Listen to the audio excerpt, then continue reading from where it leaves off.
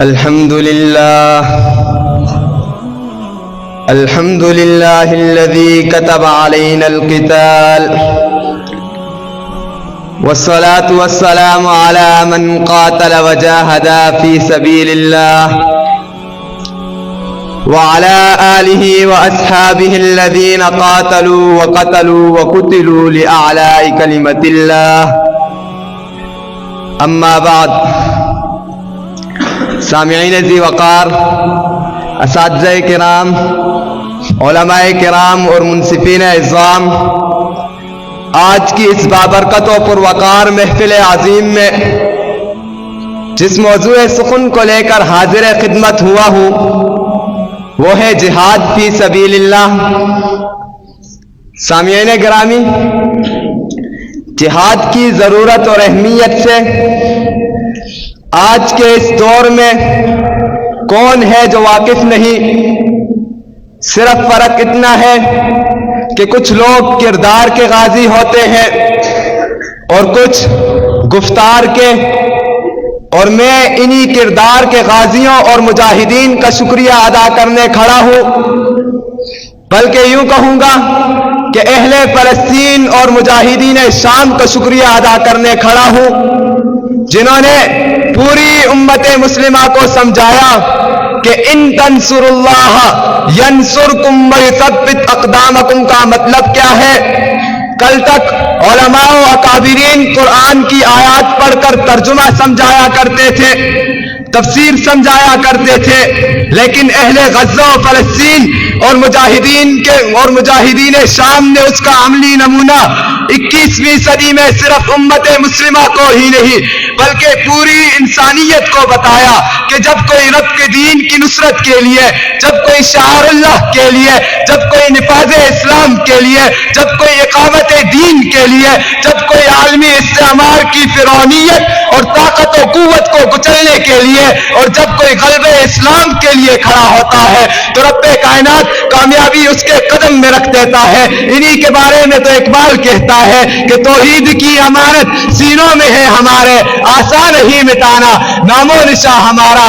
باطل سے دبنے والے اے آسماں نہیں ہے ہم، باطل سے دبنے والے اے آسماں نہیں ہے ہم، 100 بار کر چکا ہے تو امتحان ہمارا.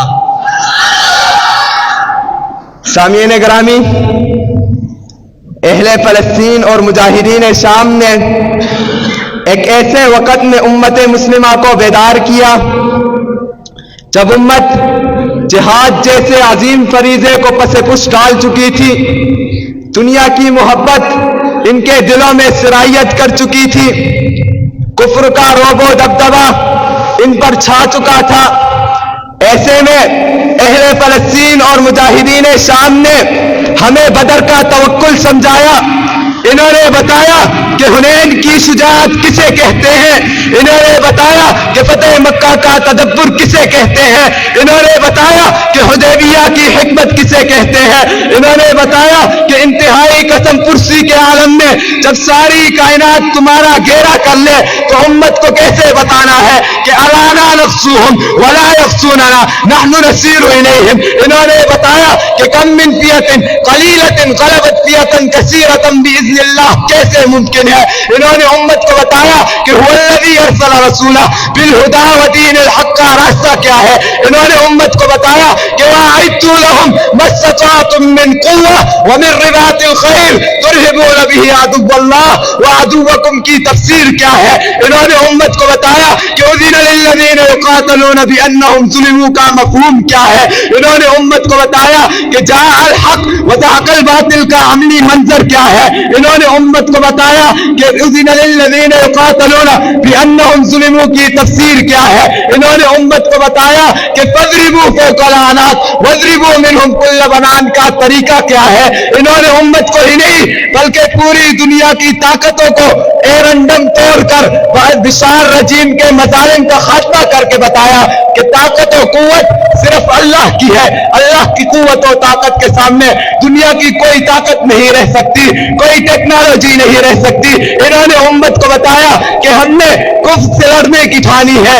ان کی فرعونیت، ربوبیت، خدائی اور طاقت و قوت کو ہرگز تسلیم نہیں کریں گے.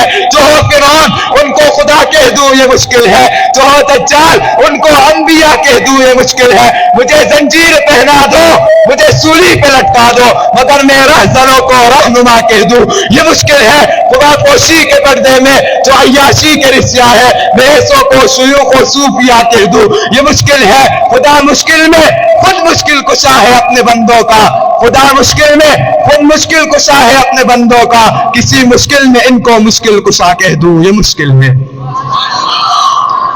سامعین ذی وقار، آج اہل فلسطین اور مجاہدین شام، بلکہ یوں کہوں گا کہ صلاح الدین ایوبی کے لام لیوا دشمنان اسلام کی صفوں کو چیرتے ہوئے یہ عزم لے کے آگے بڑھ رہے ہیں کہ ستون دارا پہ رکھتے چلو سروں کے چراغ، ستون دارا پہ رکھتے چلو سروں کے چراغ، جہاں تک ستم کی یہ سیارات چلے۔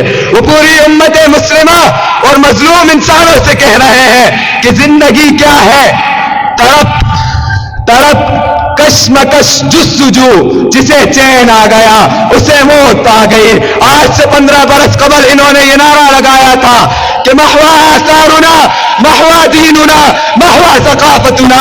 ان کے بچوں، بوڑھوں، جوانوں کا یہ نعرہ تھا کہ ولکننا سنبقى لأننا حضارہ، لأننا مسلم، لأننا محمدی۔ آج شام کی فتح کا یہ منظر بتا رہا ہے کہ لا شرقیہ ولا غربیہ، اسلامیہ جہادیہ، اسلامیہ جہادیہ۔